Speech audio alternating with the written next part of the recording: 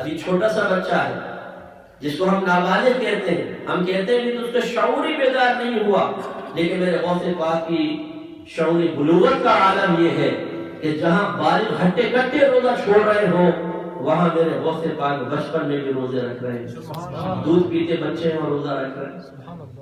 تو یہ سیرت بھی تو ہمیں اختیار کرنی چاہیے نا۔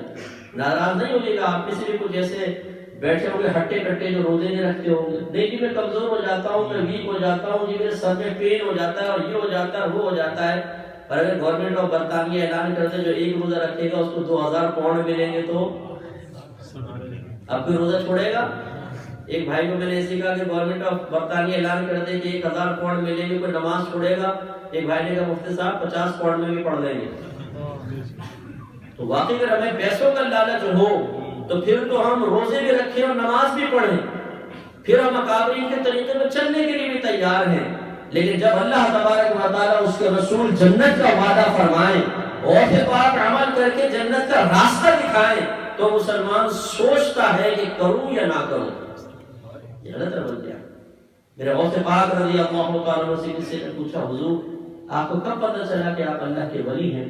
فرمایا اس وقت کہ جب میں مدرسے جایا کرتا تھا تو میں اپنے آگے پیچھے دائیں بائیں فرشتوں کی ایک فوج دیکھا کرتا تھا، اور جب میں مدرسے پہنچتا تو وہ فرشتے لڑکوں سے کہا کرتے تھے کہ بچوں ہٹ جاؤ اللہ کا ولی آ رہا۔ اللہ سبحان اللہ۔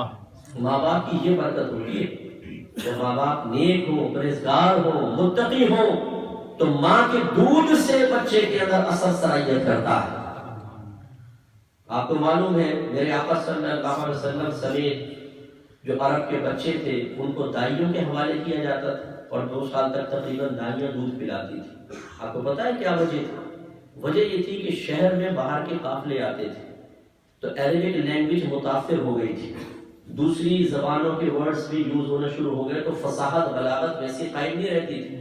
لیکن گاؤں کے اندر چونکہ باہر کے لوگ نہیں آتے تھے تو فصیح و بلیغ عربک ہوتی تھی، تو عرب لوگ یہ چاہتے تھے کہ وہاں کی دائیاں ہمارے بچوں کو دودھ پلائیں تاکہ دودھ کے ذریعے فصاحت و بلاغت بچوں کے خون میں صلاحیت کر جائے اور ان کی زبان سے فصیح و بلیغ عربی نکلے۔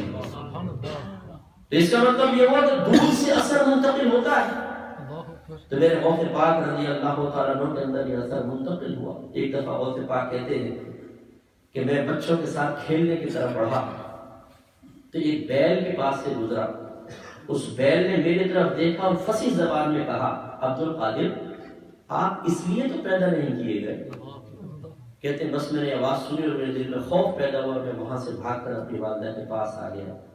اس طرح اللہ تعالیٰ نے غوث پاک کو ان تمام آلائشوں سے، ان عوارضات سے، اگرچہ بچوں کو کھیلنا کوئی ناجائز نہیں ہے لیکن اللہ تعالیٰ نے آپ کو اس سے محفوظ رکھا۔ جب تھوڑے بڑے ہوئے تو کہتے ہیں ایک دن میں چھت پر چلا گیا تو اللہ تعالیٰ نے میری نگاہوں سے پردے ہٹا دیے اور میں نے مکہ المکرمہ دیکھا کہ وہاں کعبۃ اللہ کے گرد لوگ طواف کر رہے ہیں، اور مجھے غیب سے آواز آئی کہ عبد القادر علم حاصل کرو۔ تو آپ اپنی والدہ کے پاس آئے، 80 سالہ عمر تھی والدہ، والد صاحب جلدی فوت ہو گئے تھے، والدہ 80 سال کی عمر کی تھی، بوڑھی خاتون، جس میں ہر ماں کا یہ ارمان ہوتا ہے کہ اس آخری عمر میں میرا بچہ میرے پاس رہے، میری خدمت کرے۔ لیکن جب غوث پاک رضی اللہ تعالیٰ عنہ نے جا کے امی سے کہا کہ والدہ میں چاہتا ہوں کہ علم دین سیکھوں، اللہ کا اشارہ ملا ہے، تو جواب میں ماں نے یہ نہیں کہا کہ بیٹا مجھے کس کے سہارے چھوڑ کر جا رہا ہے، میرے بچے کو ابھی شادی کر لے، کم از کم اپنی بیوی کو میرے پاس چھوڑ کے چلے جانے، خدمت گزار مجھے مل جائے گی، تیری ماں کیسے گزارا کرے گی؟ نہیں، ان کی والدہ نے فرمایا کہ بیٹا تم ضرور جاؤ اور مجھ سے ایک وعدہ کرو کہ ساری زندگی کبھی جھوٹ نہیں بولو۔ غوث پاک رضی اللہ تعالیٰ نے وعدہ کیا۔ والدہ نے گزری میں مشہور واقعہ ہے کہ 40 دینار، ایک روایت میں 80 دینار سی کر وہ آپ کو دے دیے اور کہا کہ جا بیٹا اللہ کے حوالے، یہ وراثت میں آپ کا حصہ بن رہا تھا، والی کی وہ والدہ نے دیا تھا۔ جب غوث پاک رضی اللہ تعالیٰ عنہ چلنے لگے ہیں تو اب آخر گمان ہے نا، تو دل تھوڑا تڑپا۔ میرے غوث پاک پلٹ کے اپنی امی کو دیکھتے ہیں، ام الخیر بی بی فاطمہ رضی اللہ تعالیٰ عنہ نے فرمایا کہ بیٹا جاؤ اللہ کے حوالے، اب تم سے میدان محشر میں ہی ملاقات ہو۔ یہ آپ نے اشارہ فرما دیا کہ بیٹا اب زندگی میں دوبارہ ملاقات ممکن نہیں، پہلے زمانے کے سفر تھے، کئی مہینے تو علاقوں تک پہنچنے میں ہو جاتے تھے، پھر پڑھنا بھی تھا، کیسے وہاں سے واپس آئیں گے؟ والدہ نے کہا کہ بیٹا یہ آخری ملاقات ہے، میرے آقا غوث اعظم رضی اللہ تعالیٰ عنہ کے قدموں میں لرزہ پیدا نہیں ہوا، ارادے متزلزل نہیں ہوئے، رک کے اپنی والدہ سے یہ نہیں کہا کہ امی جان پھر میں ٹھہر جاتا ہوں نا، کچھ عرصے آپ کی اور خدمت کر لوں، ٹھیک ہے پھر میں چلا جاؤں گا، نہیں، اللہ تعالیٰ کا حکم اور اشارہ تھا۔ اور جو اللہ کے نیک بندے ہوتے ہیں، اپنے نبی کریم صلی اللہ علیہ وسلم کے طریقے پہ چلنے والے ہوتے ہیں، اپنے نبی کریم صلی اللہ علیہ وسلم کی سیرت اپناتے ہیں، وہ جانتے ہیں کہ جب اللہ تعالیٰ کسی قوم کو اپنا محبوب بناتا ہے تو ان پر آزمائشوں کے دروازے کھول دیتا ہے۔ ہم تو اللہ سے باغی ہو جاتے ہیں، اللہ تعالیٰ میں نعمتیں دے، اولاد فرما بردار ہو، بیوی خوبصورت مل جائے، جاب بہت اچھی ہو، پونچھ سے جیبیں بھری ہو، ایک مکان کے بعد 2 مکان 3 مکان 10 گاڑیاں ہوں، تو ہم کہتے ہیں یہ اللہ کا بہت بڑا کرم ہے۔ اور اللہ کی طرف سے اگر آزمائش آ جائے تو ہم اللہ سے ناراض ہو جاتے ہیں، باغی ہو جاتے ہیں، شکوہ شکایت زبان سے نکلنے لگ جاتی ہے۔ اور خصوصاً اگر میری بہنیں سماعت فرما رہی ہوں تو ان کے زبان پہ زیادہ ہی الفاظ آتے ہیں، اللہ یہ تم نے کیا ظلم کر رکھا ہے، تو ہمیں بھول گیا، اے اللہ تو نے ہمارا گھر ہی دیکھ لیا مصیبت نازل کرنے کے لیے۔ معاذ اللہ ثم معاذ اللہ، ایسی سوچ ایک کامل ایمان والے مسلمان کی نہیں ہو سکتی ہے۔ کامل ایمان والا مسلمان غوث پاک کے طریقے کے مطابق اللہ تعالیٰ کی طرف سے آنے والی آزمائش کو مسکرا کر اپنے سینے سے لگاتا ہے۔ میرے آقا حضرت مولا علی کرم اللہ وجہہ الکریم جو غوث پاک کے جد امجد ہیں، اگر 7 دن تک آپ کو کوئی پریشانی یا کوئی فاقہ وغیرہ نہ ہوتا تو آپ گھبرا جاتے اور اللہ تعالیٰ کی بارگاہ میں عرض کرتے ہیں اللہ مجھ سے کون سی ایسی خطا ہو گئی کہ تیری طرف سے آزمائش نہیں آ رہی ہے۔ یہ ہمارے بزرگوں کا طریقہ تھا۔ غوث پاک رضی اللہ تعالیٰ عنہ کم سے نوجوان ہے، عمر مبارکہ 16 یا 18 سال ہے، اس میں جس کو ہم کہتے ہیں اپنے بچے کے لیے تو بچے کی کھیلنے کی عمر ہے، پتہ نہیں کب بڑا ہوگا وہ، ابھی تو کھیلنے کی عمر ہے۔ پھر اس کے بعد لڑکیوں سے دوستی کی عمر ہے، فیس بک پہ جعلی اور فیک اکاؤنٹ بنا کر، اس کے بعد پھر آوارہ گردی کی مزید عمر ہے، پھر شادی کر کے بچہ پیدا کرنے کی عمر ہے، پھر اپنے بچوں کے لیے بینک بیلنس جمع کرنے کی عمر ہے۔ اللہ کو راضی کرنے کی عمر کون سی ہے جی؟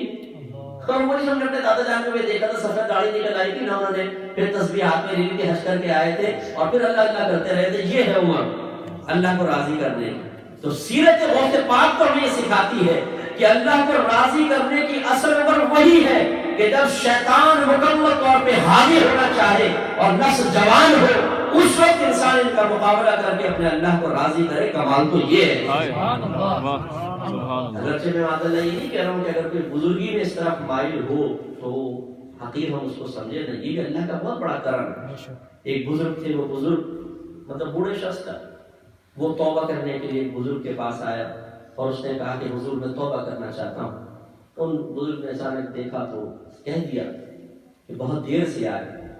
اس نے کہا نہیں حضور میں تو بہت جلدی آ گیا ہوں۔ فرمایا وہ کیسے؟ کہا موت سے پہلے، میں موت سے پہلے آ گیا۔ تو آپ نے اس کی تحسین فرمائی۔ تو اللہ تعالیٰ موت سے پہلے کسی کو توفیق دے دے، یہ بھی بڑی بات ہے۔ لیکن میں عرض کرتا ہوں بعض اوقات بڑھاپے کا انتظار کر کے انسان جوانی ضائع کرتا ہے اور پھر اللہ تبارک و تعالیٰ ایسا ناراض ہوتا ہے کہ بڑھاپے میں بھی عمل کی توفیق نہیں دیتا ہے۔ کتنے حاجیوں کو میں نے دیکھا حج کر کے آتے ہیں اور اگلے دن ہی وہ انڈیا کی مووی دیکھ رہے ہوتے ہیں، اس پر ڈانس دیکھ رہے ہوتے ہیں۔ ارے حاجی صاحب خدا کا خوف کرو، ابھی تو اپنے گناہ آپ بخشوا کر آئے اور پھر آپ بیٹھ گئے سامنے۔ تو حاجی صاحب سمجھتے ہیں اس کے بعد یہ آئٹم سانگ دیکھنا میرے لیے کوئی پرابلم نہیں ہے، اب تو جی بس بخشے گئے انشاءاللہ سیدھے جنت میں جائیں گے۔ نہیں، ہمارے بزرگوں کو چاہیے وہ اچھے رول ماڈل بن کر اپنے بچوں کے لیے ایک اچھی مثال قائم کریں۔ غوث پاک رضی اللہ تعالیٰ عنہ روانہ ہوئے، راستے میں مشہور واقعہ ڈاکوؤں نے حملہ کیا۔ ایک ڈاکو آپ کے پاس گیا ہے، ہمیں نوجوان تیرے پاس کچھ ہے؟ ماں سے کیا ہوا وعدہ یاد آیا۔ یہ نہیں کہ پھر وعدہ نہ ہوتا تو شاید کچھ کر بیٹھتے، وہ تو متبع سنت تھے، لیکن ماں نے خصوصی تلقین کی تھی، کہا کہ ہے، کہا کیا ہے؟ کہا کہ گدڑی میں 40 سونے کے سکے ہیں، اس کو اشرفی کہتے ہیں، دینار۔ اس نے سمجھے شاید مذاق کر رہا ہے، کون اپنا مال بتاتا ہے، تو ہنس کے چلا گیا۔ دوسرا آیا، اس نے ایسے سوال کیا، اس کو بھی یہ جواب دیا۔ تیسرا آیا، اس نے سوال کیا، اس کو بھی یہ جواب دیا، تو اس نے پکڑ لیا اور کہنے لگا چلو اپنے سردار کے پاس لے کے چلتا ہوں، اچھا ہے مذاق رہے گا۔ پکڑ کے لے آیا، سردار نے پوچھا ہاں بھائی تمہارے پاس کیا ہے؟ کہا جی 40 دینار۔ کہا کہاں ہے؟ گدڑی پھاڑی، سارے سامنے کر دی۔ وہ حیران ہوا. اس نے کہا اے نوجوان اگر تو چاہتا تو جھوٹ